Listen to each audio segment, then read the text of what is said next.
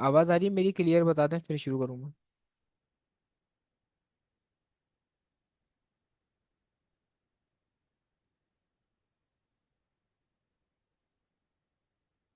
Cut हो रही है? हेलो। हेलो। एक मिनट। अब आ रही होगी क्लियर? सही है। शुरू करते हैं बस। बिस्मिल्लाह रहमान रहीम।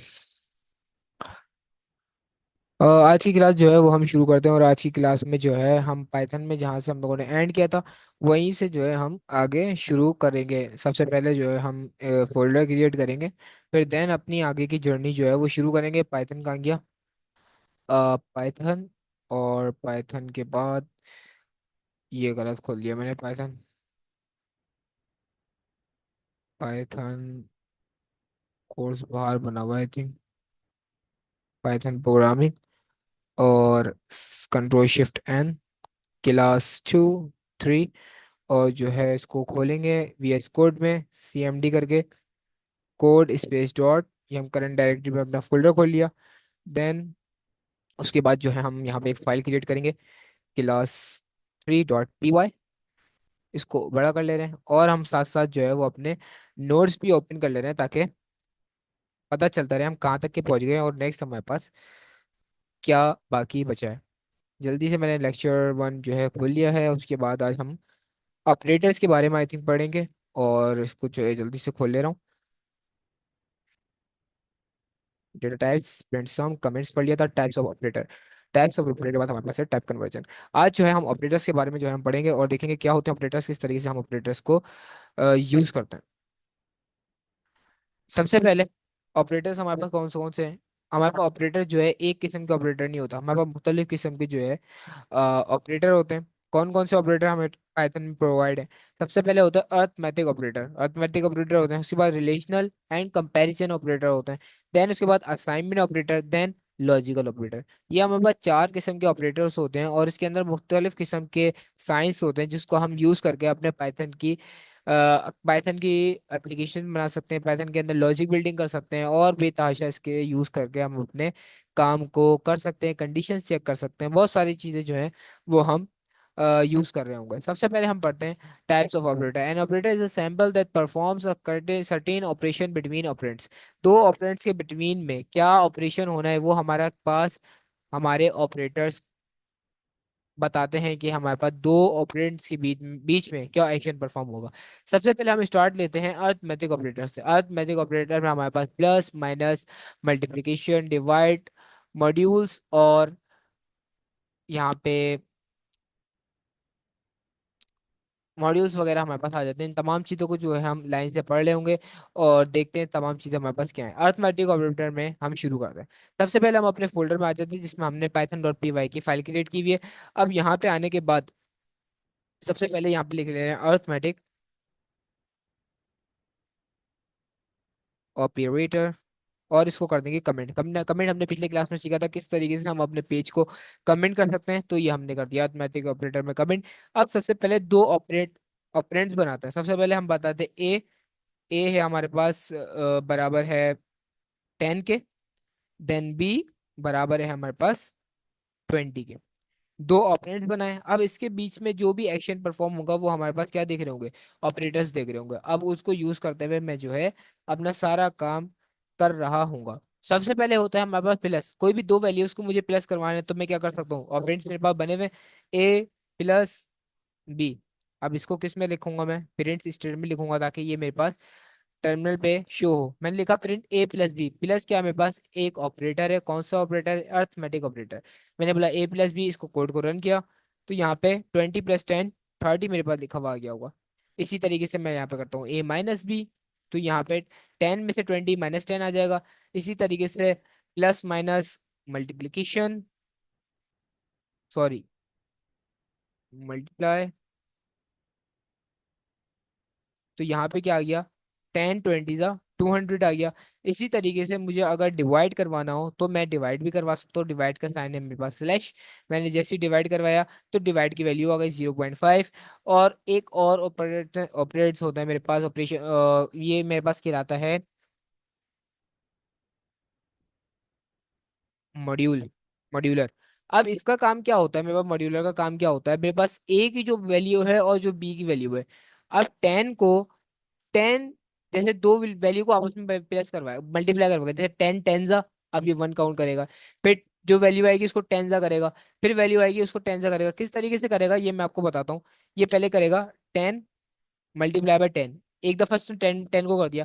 फिर उसके बाद जो वैल्यू आएगी इक्वल टू क्या आएगा, 10 × 10 = 100। अब ये 100 को मल्टीप्लाई करवाएगा 10 से, इसकी क्या वैल्यू आएगी, 10,000। अब फिर इसको मल्टीप्लाई करवाएगा 10 से। ऐसे ये 20 दफा काम एक्शन परफॉर्म करेगा। पहले 10 को 10 से, फिर जो वैल्यू आएगी उसको फिर 10 से, फिर जो आंसर आएगा उसको फिर 10 से। इस तरीके से ये 10 20 दफा एक्शन परफॉर्म करेगा। उसका लास्ट में जो एट द एंड जो आंसर आ रहा होगा वो मुझे बता देगा कि इसका आंसर क्या आ रहा है। इसी तरीके से मैं इसको एक्शन परफॉर्म करवा के देखते हैं इसके ऊपर क्या आ रहा है। जैसे ही इसको मैंने रन करा तो यहाँ पे आंसर देखें कितना बड़ा इसका आंसर आ रहा है। तो इसने अगर ये 10 को मैं 2 से करवाऊं तो 10 × 10 यहाँ पे क्या देगा मुझे, 100। 10 को 10 से करवाएंगे तो 100। अगर मैं यहाँ पे 3 दूं तो 10 × 10 = 100, 100 × 10 = 10,000, 100 × 10 = 10,000। अगर इसको 4 से करवाऊं तो आई थिंक ये लैग देगा। तो इस तरीके से हम इसमें, ये वाला हमारे पास मॉड्यूलर काम करता है। एक और मेरे पास ऑपरेटर होता है जिसको हम कहते हैं, जिसका जो है मेरे पास से जहन से नाम निकल गया, इसको अभी सर्च कर लेना। इसको हम क्या कहते हैं,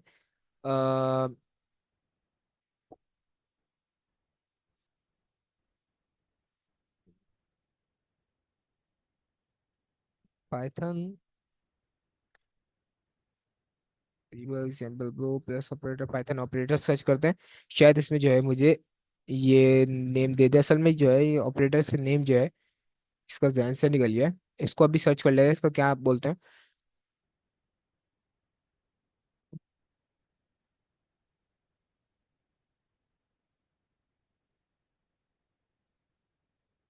इसमें नेट जो है वो बहुत हमारे पास स्लो चल रहा है। अर्थमेटिक ऑपरेटर के अंदर आता है हमारे पास, सबसे पहले अर्थमेटिक ऑपरेटर पढ़ रहे हैं। इसके अंदर आने के बाद हमारे पास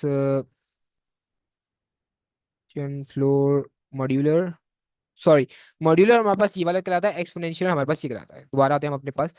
ये हमारे पास क्या कहलाएगा, मॉड्यूलर। अब मॉड्यूलर मैथ में रिमाइंडर करते हैं किसी भी वैल्यू का। मैथ में बहुत दफा हमने छोटी क्लास में पढ़ा होगा, जैसे डिवाइड करवाते वक्त नीचे जो रिमाइंडर बचता है वो हमारे पास मॉड्यूलर का काम होता है। कोई भी चीज को हम डिवाइड करवाते हैं और नीचे जो मॉड्यूलर बच रहा है वो हमें उसकी वैल्यू देता है। जैसे मैं यहाँ पे 2 को डिवाइड करवाऊँ 3 से, तो 2 आ जाएगा, नीचे वैल्यू क्या बच रही है, 1 बच रही है, तो इसका रिमाइंडर क्या आएगा मेरे पास, 1 रिमाइंडर आएगा। 2, 1 मिनट, पहले वैल्यू 3 आएगी और यहाँ पे आएगा 2। 3 को मैं 2 से डिवाइड करवा रहा हूँ, अब 2 1 = 2, नीचे रिमाइंडर कितना बचेगा, अब बचेगा 1। सही है। इस तरीके से मैं रिमाइंडर वाली वैल्यूज को ऐसे सेट कर सकता हूँ। कोई भी वैल्यू के नीचे अगर दो वैल्यू को डिवाइड करवाने के बाद नीचे जो रिमाइंडर बच रहा है उसको मैं किस तरीके से हैंडल कर सकता हूँ, मैं मॉड्यूलर की हेल्प से हैंडल कर सकता हूँ। इसी तरीके से मैं यहाँ पे अगर बड़ी वैल्यू लिखूँ 30 और यहाँ पे लिख रहा हूँ 20, तो इसको अगर मैं चेक करूँ तो मेरे पास 10 जो है नीचे रिमाइंडर में बच रहा है। इस तरीके की रिमाइंडर वैल्यूज जो होती हैं वो मैं मॉड्यूलर की हेल्प से ले सकता हूँ। इसी तरीके से मेरे पास होता है एक्सपोनेंशियल। एक्सपोनेंशियल हमारे पास क्या करता है, डबल मल्टीप्लाई का साइन होता है। अब इस साइन से हम क्या कर सकते हैं, हम मैंने जो आपको बताया इससे पहले कि पहले 30 को 30 से मल्टीप्लाई करवाएगा, एक दो दफा काउंट करेगा, फिर जो आंसर आएगा उसको 30 से काउंट करवाएगा, फिर जो आंसर आएगा उसको 30 से काउंट करवाएगा। इस तरीके से ये जो है इसकी वैल्यूज 20 दफा काउंट होंगी तो ये हमें आंसर दे देगा। तो ये होता है हमारे पास एक्सपोनेंशियल वैल्यूज, और इस तरीके से हम अर्थमेटिक ऑपरेटर को यूज कर सकते हैं। नेक्स्ट हमारे पास क्या है, नेक्स्ट पे है हमारे पास, अगर हम देखें अपने नोट्स में, रिलेशनल ऑपरेटर या कंपैरिजन। आप इसको रिलेशनल ऑपरेटर भी बोल सकते हैं और कंपैरिजन ऑपरेटर भी बोल सकते हैं। अब ये किस तरीके से काम करते हैं, ये जो आउटपुट देते हैं ये बुलियन वैल्यूज में आउटपुट देते हैं। बुलियन वैल्यूज हमने पढ़ी थी, ट्रू या फॉल्स। अब ये रिलेशनल ऑपरेटर के जितने भी आउटपुट होते हैं ये हमारे पास बुलियन वैल्यूज में इनके आउटपुट आते हैं। इनको चेक करते हैं कि किस तरीके से ये काम करते हैं और इनका क्या काम होता है। सबसे पहले हमारे पास डबल इक्वल टू, ये हमारे पास इक्वालिटी को चेक करता है। जैसे हमारे पास आ गया है, जैसे मैंने यहाँ पे करा ए इक्वल टू बी, और ए जो है बराबर है 30 के और बी बराबर है 20 के। अब डबल इक्वल टू क्या करता है, हमारे पास इक्वालिटी को चेक करता है कि दोनों वैल्यूज बराबर हैं या नहीं है। मैं बोला हूँ ए जो है फ्रेंड, मैं बोला ए जो है वो डबल इक्वल टू बी, मतलब ए जो है वो बराबर है बी के। अब क्या आप लोग क्या कह रहे हैं, ए जो है बराबर है बी के? नहीं, ए जो है बी के बराबर नहीं है, क्योंकि ए की वैल्यू 30 है और बी की वैल्यू 20 है। अगर दोनों की वैल्यू एक जैसी होती तो जो है वो बराबर होते। अभी मैं क्या चेक कर रहा हूँ, ए बराबर है बी के, मैं जैसे ही क्लिक करा रन पे, तो क्या मुझे बोला फॉल्स, ए बी के बराबर नहीं है। आप जो है यहाँ पे गलत बोल रहे हैं, ए जो है बी के बराबर नहीं है। A double equal to B, double equal to को मतलब मैं इसकी चेक कर रहा हूँ कि आपस में ये रिलेशन जो है इन दोनों का ये बराबर है या नहीं है, मतलब एक जैसे हैं या मुख्तलिफ है। मैं बोला A double equal to B, क्या ये दोनों एक जैसे हैं? तो इसने बोला नहीं एक जैसे, यहाँ पे इसने दे दिया रिटर्न में मुझे फॉल्स, कि ये एक जैसे नहीं है, ए की वैल्यू अलग है और बी की वैल्यू अलग है। अगर इसी तरीके से मैं 30 को कर दूं 20, अब मैं रन करूं, तो यहाँ पे दे देगा ये ट्रू, बोल रहा है हाँ अब दोनों जो है ये बराबर है, ए भी 20 है और बी भी 20 है। इसी तरीके से मेरे पास होता है यहाँ पे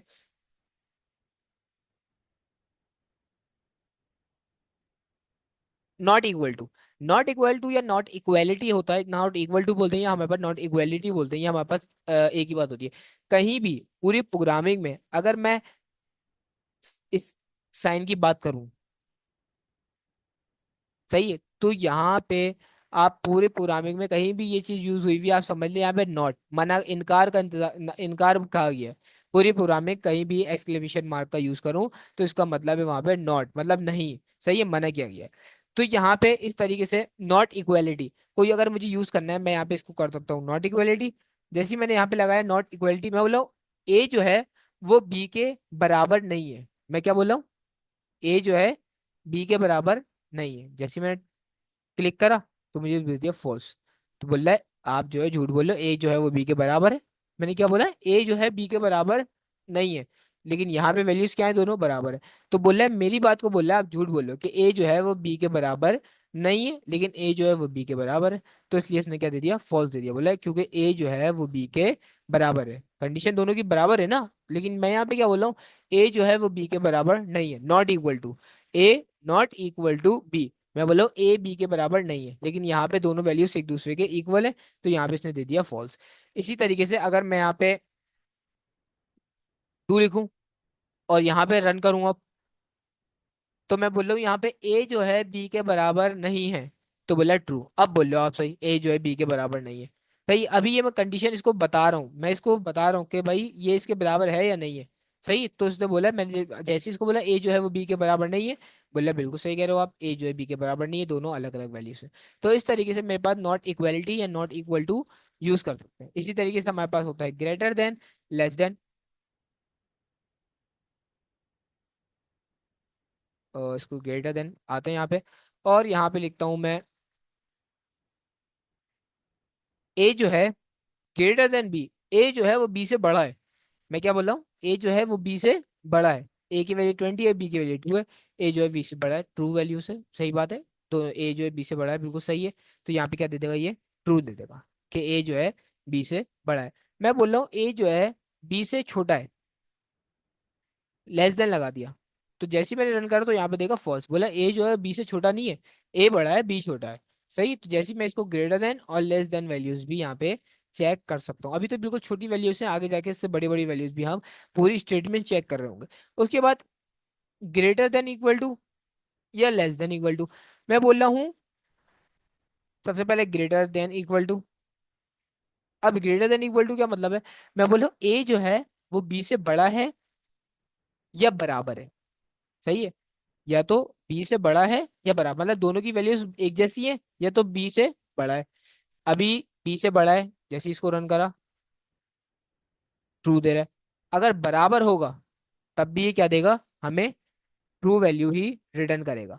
मैं बोल रहा हूँ अगर मेरे पास ए जो है बी से बड़ा हो तब भी ट्रू देना, और अगर बी के बराबर हो तब भी ट्रू देना। मैं बोल रहा हूँ ए ग्रेटर देन इक्वल टू, बड़ा हो या बराबर हो, दोनों स्टेटमेंट में मुझे ट्रू डिफाइन कर देना। इसी तरीके से मैं लेस देन भी कर सकता हूँ, अगर ए जो है बी से छोटा हो या बराबर हो, इस कंडीशन में भी क्या देगा, ट्रू देगा, क्योंकि बराबर है। सही, अगर यहाँ की वैल्यूज मैं छोटी कर दूं, यहाँ पे मैं कर दूं जीरो हटा दूं, तो यहाँ पे देगा फॉल्स, क्योंकि ए जो है वो बी से छोटा है।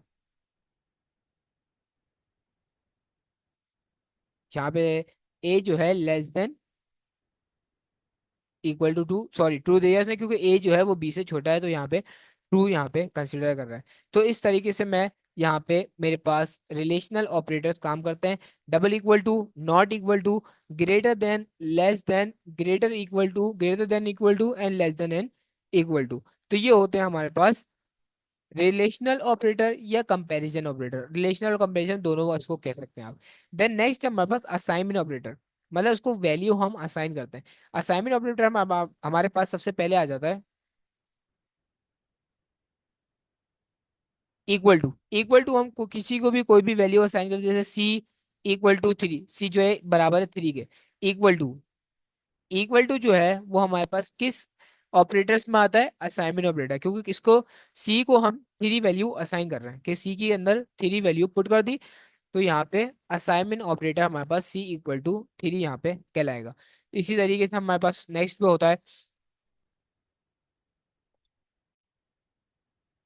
Plus equal to, minus equal to, multiply equal to, divide equal to, modular equal to और एक्सपोनेंशियल इक्वल टू। अब इसका क्या मतलब होता है, ये सारी चीजें तो अभी हमने ऊपर पढ़ी अर्थमेटिक में, तो ये दोबारा नीचे आ गई, लेकिन हर चीज के साथ इक्वेलिटी है। इसको पढ़ने के लिए आपको एक स्टेटमेंट समझाऊं कि यहाँ पे ए की वैल्यू क्या है, टू। सही है, ए की वैल्यू टू है। मैं इसमें अगर प्लस करना चाह रहा हूँ टेन, तो मैं यहाँ पे क्या करूंगा, ए इक्वल टू, नहीं, ए बराबर है टू के, और उसमें क्या कर दो, प्लस टेन कर दो। इसको रन करूंगा तो यहाँ पे मुझे कोई चीज नहीं देगा, क्योंकि मैंने भी इसको प्रिंट नहीं करवाया। मैं यहाँ पे देता हूँ प्रिंट ए। तो इसको जैसे ही करवाऊंगा प्रिंट, तो यहाँ पे टू और टेन की वैल्यू उसने मुझे क्या दे दी, ट्वेल्व दे दी। सही, तो मैं दो वैल्यूज को क्या करवा रहा हूँ, प्लस करवा रहा हूँ। अगर मुझे कोई भी वैल्यू में कोई एक्स्ट्रा चीज प्लस करवानी है, तो मैंने क्या बोले, इससे पहले ए की वैल्यू क्या है, टू, देन उसमें कर दो टेन प्लस कर दो। लेकिन ये थोड़ा सा बड़ा हो गया। लेकिन दो ऑपरेटर्स में कौन से काम कर रहे हैं, एक अर्थमेटिक और एक असाइनमेंट ऑपरेटर इसमें यूज हो रहा है। इन दोनों को मर्ज करने के लिए और शॉर्ट करने के लिए मेरे पास एक यहाँ पे इन्होंने ऑप्शन दिया है। वो कौन सा ऑप्शन है मेरे पास, अगर नोट्स में आकर देखें, assignment operators plus equal to. अगर मैं यहाँ पे कर दूं ए प्लस इक्वल टू 12, तो अब यहाँ पे इसकी वैल्यू क्या हो जाएगी, अगर 10 ही कर दें, तो यहाँ पे भी इसकी वैल्यू 12 ही प्रिंट होगी। क्यों, क्योंकि ए की वैल्यू क्या थी, टू, प्लस इक्वल टू 10, मतलब ए की वैल्यू में 10 प्लस कर दो, प्लस इक्वल टू। अब इतना बड़ा मुझे जो लिखना पड़ रहा था वो लिखना नहीं पड़ रहा, मैंने डायरेक्ट बोल दिया ए प्लस इक्वल टू 10। ए की जो वैल्यू है उसी में 10 जो है मेरे पास ऐड कर दो। तो यहाँ पे जैसे ही मैंने इसको इंटर करा, तो यहाँ पे 12 आ गया। इसी तरीके से मैं यहाँ पे ए माइनस इक्वल टू 10 करवा सकता हूँ, ए मल्टीप्लाई इक्वल टू 10 करवा सकता हूँ। इसी तरीके से जो है मैं अपने पास ए डिवाइड इक्वल टू 10 करवा सकता हूँ। मैं इसी तरीके से ए एक्सपोनेंशियल इक्वल टू 10 करवा सकता हूँ। इसी तरीके से मैं ए मॉड्यूलर इक्वल टू टू करवा सकता हूँ। तो इस तरीके की वैल्यूज जो है मैं अपने पास प्रिंट करवा सकता हूँ। कि अभी नीचे की जो है सारी करते हैं कमेंट, और एक एक आपको चला के दिखाते हैं। ए प्लस इक्वल टू, मैंने बोला 10, ए की जो वैल्यू 2 है इसमें जो है 10 प्लस कर दो। मैंने यहाँ पे जैसे ही इंटर करा, तो यहाँ पे मेरे पास 12 कर दिया। सही, अब इसको करते हैं कमेंट और नीचे वाले को करते हैं अनकमेंट। मैं बोला ए की जो वैल्यू है उसमें माइनस इक्वल टू 10 कर दो, जो उसी की वैल्यू है उसी में मुझे 10 माइनस करके दे दो। सही, इसको जैसे ही चलाते तो मेरे पास आंसर क्या आएगा, -8, क्योंकि 10 में से इसने दो, दो में से जो है 10 माइनस करे, तो इसमें -8 इसका आंसर आ रहा है। इसी तरीके से मैं ये वाली वैल्यू को प्रिंट लॉक करवाता हूँ और नेक्स्ट वाली वैल्यू को जो है ओपन करता हूँ, और यहाँ पे कमांड रन करता हूँ, तो इसी तरीके से डिवाइड करवा देगा 10 से ये, और यहाँ पे मल्टीप्लाई करवा देगा, नीचे आके ये एक्सपोनेंशियल करवा देगा, और आखिर में ये मॉड्यूलर करवा देगा। अगर मॉड्यूलर यहाँ पे ऑन करके देखें, जैसे इसको कमांड को रन करते हैं, तो यहाँ पे जीरो मॉड्यूलर बच रहा है 20 और 2 का, क्योंकि यहाँ पे जैसे इसको डिवाइड करवाएगा 2 10 20 हो जाएगा, और आपस में सारी चीजें कट जाएंगी। तो इस तरीके से ये हमारे पास ऑपरेटर्स काम करते हैं, असाइनमेंट ऑपरेटर्स। आखिर में हमारे पास लॉजिकल ऑपरेटर। लॉजिकल ऑपरेटर्स हमारे पास क्या होते हैं ये पढ़ते हैं, और उसके बाद नेक्स्ट पे देखते हैं हमारे पास क्या है।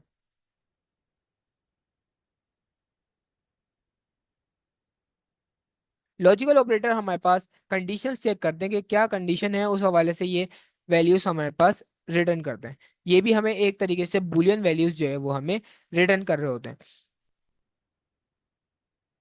लॉजिकल ऑपरेटर में हमारे पास तीन तरीके की वैल्यूज आती हैं, नॉट, एंड, और सॉरी, नॉट, एंड, और मतलब, और मैं उसमें इजाफे के लिए यूज कर रहा हूँ। नॉट, एंड, और ये तीन वैल्यूज हमारे पास होती है। तीनों का क्या काम होता है वो हम अभी चेक करते हैं। सबसे पहले आता है नॉट। इन तमाम को मैं करता हूँ रिमूव। मैंने ए की वैल्यू दी 10, बी की वैल्यू दी मैंने 20। मैं अब प्रिंट करवा रहा हूँ। मैं बोल रहा हूँ ए जो है बराबर है, बड़ा है, नहीं, ए जो है छोटा है बी से। अभी ये वैल्यू क्या है मेरे पास, ए जो है छोटा है बी के, ट्रू वैल्यू है बिल्कुल, क्योंकि ए जो है बी से छोटा है। सॉरी, लेस देन के बड़ा, ये है लेस देन का साइन। मैं बोला ए जो है वो बी से छोटा है। जैसे ही मैंने कमांड रन करी तो यहाँ पे मेरे पास ट्रू आ गया, क्योंकि ए जो है बी से छोटा है। लेकिन नॉट का हमारे पास ऑपरेटर क्या करता है, यहाँ पे जैसे ही मैंने लगा दिया नॉट, अब ये क्या करेगा, नॉट का ऑपरेटर हमारे पास ट्रू वैल्यू को फॉल्स कर देता है और फॉल्स वैल्यू को हमारे पास ट्रू कर देता है। नॉट हमारे पास क्या करता है, ट्रू को फॉल्स कर देगा, फॉल्स को ट्रू कर देगा। सही है। अब जैसी यहाँ पे क्या वैल्यू आ रही थी, ट्रू, अब दोबारा जैसी मैं कमांड रन करता हूँ तो अब यहाँ पे क्या देगा, फॉल्स, क्योंकि मैंने क्या बोला, ट्रू वैल्यूज को ये हमारे पास फॉल्स कर देगा, फॉल्स कंसिडर करेगा, और फॉल्स वैल्यूज को हमारे पास ट्रू कंसिडर करेगा। तो ये होता है हमारे पास एंड नॉट ऑपरेटर। इसकी एक दो चीजें जो है वो हम और देख ले रहे हैं, या इसको जो है आप एक और राउंड ब्रैकेट में कवर अप भी कर सकते हैं इस तरीके से, और इसको भी हम रन कर सकते हैं। तो ये हमारे पास ट्रू वैल्यूज को फॉल्स देता है नॉट का ऑपरेटर, और फॉल्स वैल्यूज को हमारे पास ट्रू देता है। इसी तरीके से हमारे पास एक और ऑपरेटर होता है एंड। लॉजिकल ऑपरेटर में एक होता है एंड। अब एंड हमारे पास क्या करता है, एंड हमारे पास बोलता है दो वैल्यूज होती हैं। सही है। अब बोल रहा है ये दोनों वैल्यूज जब तक के ट्रू होंगी, क्या होंगी, जब दो वैल्यूज, दोनों वैल्यू ए या बी, कोई भी दो वैल्यू होंगी, जब तक के हमारे पास ट्रू होंगी तभी मैं ट्रू दूंगा, अदरवाइज मैं फॉल्स दूंगा। समझ रहे। ये हमारे पास as a boolean value return करेगा। अगर दोनों कंडीशन उसके बाद ट्रू होंगी तभी ट्रू देगा, अदरवाइज ये फॉल्स देगा। किस तरीके से काम करता है एंड ऑपरेटर, जैसे कि हमने यहाँ पे लिखा ए और बी। सही, ए और बी लिखा, ए की वैल्यू 10 है और बी की वैल्यू हमारे पास क्या है, 20। अब इसमें हम क्या कर रहे हैं, एंड का ऑपरेटर यूज कर रहे हैं। एंड का ऑपरेटर का क्या मतलब है, मैंने यहाँ पे लिखा ए जो है बड़ा है बी से, इसको एक सी में स्टोर करवा ले रहे हैं। मेरा C equal to A less than B. C की वैल्यू में हमने क्या स्टोर करवाया, ए जो है वो बी से छोटा है, ट्रू वैल्यू स्टोर हुई। मैंने एक डी का वेरिएबल बनाया, उसमें लिखा ए जो है वो बड़ा है बी से। अब इसमें क्या स्टोर हुआ, इसमें फॉल्स वैल्यू स्टोर हुई, क्योंकि ए जो है वो बी से बड़ा नहीं है। अब यहाँ पे पहले प्रिंट करवा के इसको चेक करते हैं। प्रिंट सी एंड डी, दोनों वैल्यूज को हमने प्रिंट करवा लिया एक साथ। अब इसको जब रन करते हैं तो ट्रू और फॉल्स आ गया। पहली वैल्यू हमारे पास ट्रू है, देन सेकंड वैल्यू हमारे पास क्या है, फॉल्स। अब हमारे पास एंड का ऑपरेटर क्या करता है, जब दोनों वैल्यूज हमारे पास ट्रू होंगी तभी ये वैल्यू ट्रू देगा, अदरवाइज ये फॉल्स देगा। किस तरीके से, जैसे मैंने यहाँ पे लिखा प्रिंट सी एंड डी। मैंने क्या लिखा, प्रिंट सी एंड डी, मतलब सी जो है वो डी से, सी और डी अगर दोनों वैल्यूज ट्रू होंगी तो ही ये ट्रू देगा, अदरवाइज फॉल्स देगा। एंड का ऑपरेटर हमारे पास क्या करता है, अगर दो वैल्यूज हमारे पास ट्रू होती हैं तो तभी वो ट्रू रिटर्न करता है, अदरवाइज वो फॉल्स रिटर्न करेगा। कंडीशन चेक कर रहा है ना, दोनों की कंडीशन अगर ट्रू है तो ये ट्रू देगा, अदरवाइज फॉल्स देगा। इसको मैं जैसे ही रन करता हूँ तो इसने क्या दे दिया, फॉल्स, क्योंकि इसकी एक वैल्यू ट्रू है और एक वैल्यू हमारे पास क्या है, फॉल्स है। तो यहाँ पे इसने क्या रिटर्न कर दिया, मेरे पास फॉल्स रिटर्न कर दिया, क्योंकि ये इसकी बाय डिफॉल्ट बिहेवियर क्या है, इसका बिहेवियर है अगर दोनों वैल्यूज ट्रू होंगी तभी ये ट्रू रिटर्न करेगा, अदरवाइज ये फॉल्स रिटर्न करेगा। अगर मैं इसको भी ग्रेटर देन कर दूं और अब रिटर्न करूं, तो यहाँ पे देगा ट्रू, क्योंकि इसकी दोनों वैल्यूज क्या हो गई, ट्रू। ए बी से बड़ा है और डी में भी मैंने क्या स्टोर करवाया है, ए जो है वो बी से बड़ा है। अब दोनों की वैल्यूज जब ट्रू हो गई, और जब ए की कंडीशन लगाई मैंने कि दोनों वैल्यूज को चेक करो, दोनों ट्रू हो तभी ट्रू रिटर्न करना, अदरवाइज फॉल्स रिटर्न करना। तो उसने जब दोनों वैल्यूज को चेक करा, तो दोनों वैल्यूज क्या थी हमारे पास, ट्रू थी, तो उसने रिटर्न भी मेरे पास क्या करा, ट्रू रिटर्न कर दिया। इसी तरीके से हम अदर बहुत सारी कंडीशन जो है वो हम यहाँ पे चेक कर सकते हैं कि कौन सी कंडीशन हमारे पास क्या काम कर रही है। इसी तरीके से हमारे पास एक एंड ऑपरेटर होता है। एंड ऑपरेटर हमारे पास क्या करता है, अच्छा यहाँ पे अगर दोनों वैल्यूज को हम फॉल्स कर दें, अगर दोनों वैल्यूज को मैंने यहाँ पे फॉल्स कर दिया, दोनों वैल्यूज छोटी हैं, जैसे ही मैंने यहाँ पे चलाया तो दोनों वैल्यूज जब फॉल्स होंगी तब भी फॉल्स देगा, कोई एक वैल्यू फॉल्स होगी तब भी फॉल्स रिटर्न करेगा, जब दोनों वैल्यूज ट्रू होंगी तभी ये ट्रू रिटर्न करेगा, अदरवाइज ये फॉल्स ही रिटर्न करेगा। ये बात अब ध्यान में रख रहे हैं। एंड का ऑपरेटर क्या करता है, अगर दो वैल्यूज ट्रू हैं, दोनों वैल्यूज अगर ट्रू है तभी ये ट्रू रिटर्न कर रहा है, अदरवाइज ये फॉल्स रिटर्न कर रहा है। उसी के बाद आता है हमारे पास एक और ऑपरेटर। अब और ऑपरेटर हमारे पास क्या करता है, और ऑपरेटर देखता है कि हमारे पास कोई एक वैल्यू भी मुझे ट्रू मिल गई तो मैं चल जाऊंगा। समझ रहे, कोई एक वैल्यू भी अगर मुझे ट्रू मिल गई तो मैं चल जाऊंगा, और भले एक फॉल्स मिल जाए तो मैं चल जाऊंगा। जैसे मैंने यहाँ पे लगाया प्रिंट सी और डी, मैंने बोला प्रिंट सी और डी। अब जैसे ही मैंने इसको रन करा तो यहाँ पे फॉल्स दे दिया। फॉल्स क्यों दिया, कि दोनों वैल्यूज अभी फॉल्स है। मैंने बोला सी ए छोटा है बी से, ए जो है बी से छोटा है, सही बात है। मैंने डी में भी यही बोला, ए जो है बी से छोटा है, तो ये भी सही बात है।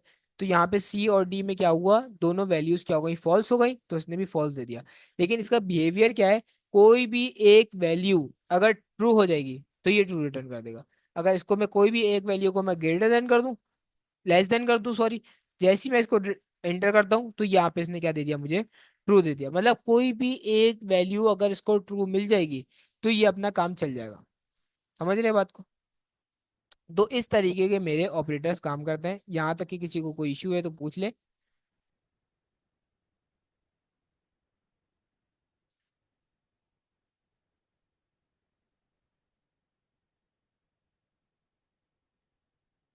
तो हमने आज देखा ऑपरेटर्स क्या होते हैं। अब नेक्स्ट क्लास में हम जो है आगे से कंटिन्यू करेंगे और सारी चीज़ें जो है जल्दी जल्दी कवर अप करने की कोशिश करेंगे। अब जो है इंशाल्लाह कोशिश करेंगे कोई ऑफ ना हो हमारा, लाइन से हमारी सारी क्लासेस जाएं, मंडे टू सॉरी, हाँ मंडे ट्यूसडे वेडनेसडे थर्सडे हमारी ऑफ होती है, फ्राइडे सैटरडे संडे, ये हमारे पास हफ्ते में 5 क्लास जो होती है। ये अब कोशिश करेंगे रेगुलर लें, और उसके बाद जो है हम अपना सिलेबस जल्द से जल्द कंप्लीट करें, और साथ साथ जो है हम छोटे मोटे प्रोजेक्ट क्रिएट करते रहें, ताकि हमारे पास लॉजिक बिल्डिंग भी अच्छी रहे। तो आज की क्लास हम ऑपरेटर्स पे ही एंड करते हैं। नेक्स्ट क्लास में आप लोगों से मुलाकात होती है, मतलब कल। तो इंशाल्लाह कल मुलाकात होती है, आई थिंक कल। जी, अल्लाह हाफिज़।